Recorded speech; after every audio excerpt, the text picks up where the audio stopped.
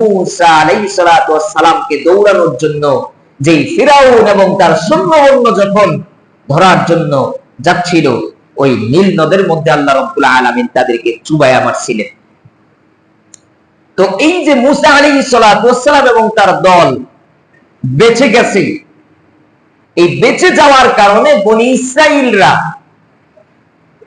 আল্লাহ রাব্বুল আলামিনের এই শুকর আদায়ের জন্য ফিরাউনের জাতি থেকে, ফিরাউনের সৈন্য থেকে, ফিরাউন থেকে যে মুক্তি পেয়েছেন, এই মুক্তি পাওয়ার শুকর আদায়ের জন্য, কৃতজ্ঞতা প্রকাশের জন্য নবী মুসা আলাইহিস সালাতু ওয়াস সালাম রোজা রেখেছেন। বলেন সুবহানাল্লাহ।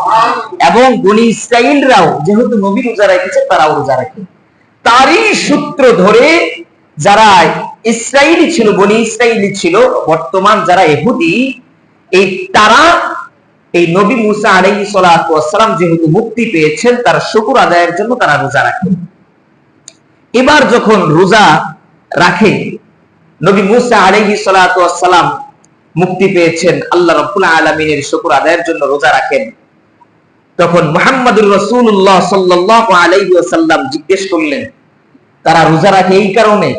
তখন আমাদের নবী মুহাম্মদুর রাসূলুল্লাহ সাল্লাল্লাহু আলাইহি ওয়াসাল্লাম বললেন, নাহনু আহাক্কু বিমূসা মিনকুম ফাসামাহু ওয়া আমারা বিসিয়ামিহি, ফাসামাহু ওয়া আমারা বিসিয়ামিহি, নাহনু আহাক্কু বিমূসা মিনকুম।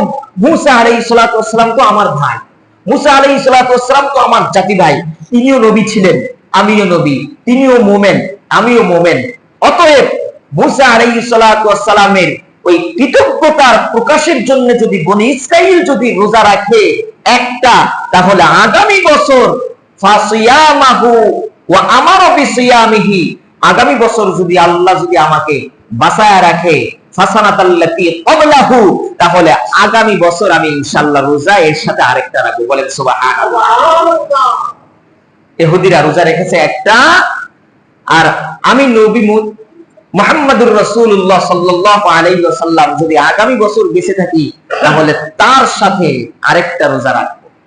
প্রিয় ভাইয়েরা আমার, তাহলে এই যে আশুরার তাৎপর্য, আশুরার তাৎপর্য হচ্ছে আমাদের নবী মুহাম্মদুর রাসূলুল্লাহ সাল্লাল্লাহু আলাইহি ওয়াসাল্লাম রোজা রেখেছেন কেন?